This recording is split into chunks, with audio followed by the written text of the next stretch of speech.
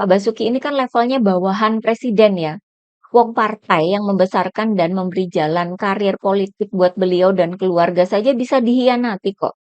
Apalagi bawahannya kan.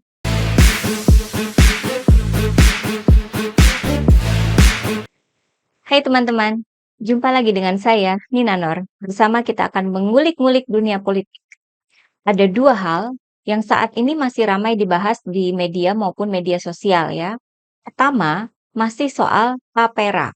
Walaupun kehebohannya di media sosial seakan mereda, tidak serius waktu itu pada awal-awal tapera diumumkan ya. Namun demo buruh yang menolak tapera ini masih terus ada di mana-mana.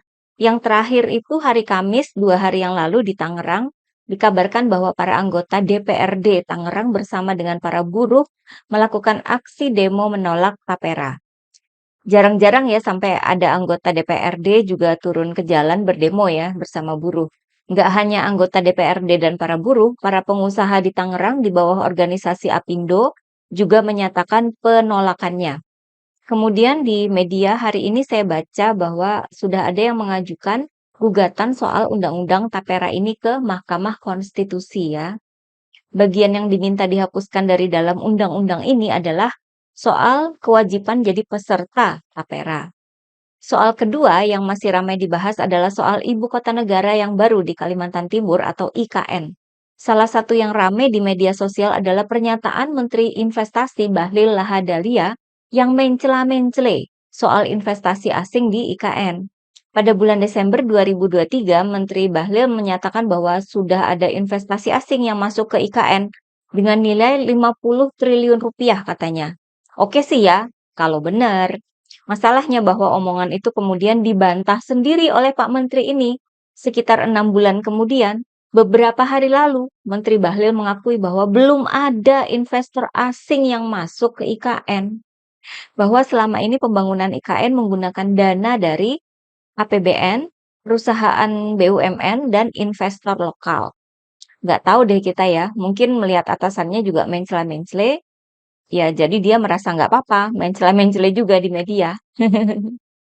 Pernyataan menteri yang mencela-mencela ini sampai kena sentil loh dari para anggota DPR RI ya dalam sebuah rapat kerja di sana. Artinya seorang menteri itu harusnya sih nggak boleh mencela-mencele. Tapi ya mau gimana, atasannya juga begitu kan. Mengapa soal investor asing ini sangat penting buat IKN ya? Karena ini menyangkut kredibilitas. Pertama ini menyangkut kemampuan pemerintah kita di mata dunia. Kalau nggak ada yang masuk berarti pemerintah nggak dipercaya pegang duit. Kedua, dan memang pembangunan IKN itu butuh dana yang besar ya, di mana sekarang sudah mendekati akhir masa jabatan Presiden Jokowi. Ketika Prabowo naik jadi presiden, anggaran di APBN akan ditarik untuk program makan dan susu gratis kan, yang menurut pakar ekonomi akan menjadi beban berat APBN. Kalau nggak ada investor asing yang masuk, gimana itu jadinya anggaran IKN? Mana dolar terus naik ya, pusing deh tuh. Oke lanjut ya. Selain Menteri Bahlil yang bicara di media soal investor asing di IKN, Menteri PUPR Basuki Hadimulyono juga sudah mengungkapkan ke media bahwa hingga saat ini belum ada investor asing yang masuk ke IKN. Pak Basuki ini bicara sebagai pelaksana tugas atau PLT Kepala Otorita IKN. Seperti kita ketahui bersama ya bahwa kepala dan wakil kepala otorita IKN itu sama-sama mengundurkan diri pada awal bulan ini. Dan kemudian Presiden Jokowi menunjuk Basuki sebagai PLT Kepala Otorita IKN. Targetnya untuk mengebut persoalan tanah dan investasi di IKN. Nah, kita balik ke tapera dulu ya. Ketika lagi rame-ramenya tapera waktu itu, terungkap bahwa ternyata Pak Basuki ini merupakan ketua Komite Badan Pengelola Tapera atau BP Tapera. Saya tidak menemukan berita media soal penunjukan Pak Basuki jadi ketua Komite Tapera ya. Namun, ada sebuah peraturan presiden atau Perpres tahun 2023 yang mengatur tentang honorarium dan insentif Komite Tapera. Peraturan presiden ini ditetapkan pada tanggal 20 Januari 2023. Jadi saya kira penunjukan Pak Basuki jadi ketua komite Tapera itu juga di sekitar bulan itu ya, bulan Januari 2023. Nama Pak Basuki mencuat terkait Tapera karena Pernyataan beliau pada awal bulan Juni lalu bahwa Pak Basuki ini merasa menyesal ya soal tapera ini. Melihat begitu besar penolakan dan kemarahan masyarakat, baik dari pihak pekerja maupun pengusaha. Pak Basuki juga merasa penerapan tapera ini tergesa-gesa karena kondisinya itu belum siap. Bahkan Pak Basuki sudah memberikan kemungkinan penerapan tapera ini diundur atau ditunda. Kemudian Pak Basuki mengklarifikasi lagi bahwa bukannya tapera ditunda, namun memang berlakunya itu paling lambat pada tahun 2027. Jadi sekarang ini, Pak Basuki menempati posisi sebagai pemimpin di dua tempat yang sedang ramai dibicarakan dan menimbulkan gaduh dan heboh di depan publik ya. Mengenai tapera sendiri, dalam video sebelumnya, saya menyampaikan opini saya bahwa tapera itu sepertinya sengaja dimunculkan untuk bikin gaduh publik, untuk menutupi atau sebagai pengalihan isu bahwa Mahkamah Agung atau MA telah mengeluarkan putusan terkait syarat batas usia calon kepala daerah. Sehingga anak Presiden Jokowi yang satu lagi, Kaisang Pangarep, bisa ikut dalam Pilkada 2024, khususnya pemilihan gubernur di Jakarta. Nah, dari asumsi adanya kepentingan keluarga ini, saya pun mencurigai penempatan Pak Basuki di Tapera dan di IKN ini ya, kayak semacam ada skenarionya gitu. Ada yang berkepentingan dan ada yang mengatur untuk menempatkan Pak Basuki ini di posisi-posisi yang sekarang jadi pusat perhatian publik. Kecurigaan ini makin kuat dengan adanya pernyataan dari Menko Luhut Binsar Panjaitan pada awal bulan ini dalam rapat bersama DPR. Ini sesudah pengunduran diri kepala dan wakil kepala otorita IKN ya. Dalam momen itu Menko Luhut menyebut bahwa IKN tidak ada masalah, yang jadi masalah itu pimpinannya. Kelihatan banget ya bahwa Menko Luhut ini sedang melemparkan semua masalah di IKN ke para pimpinan IKN yang sudah mengundurkan diri itu. Jadi mereka yang mundur ini yang jadi kambing hitam semua masalah di IKN.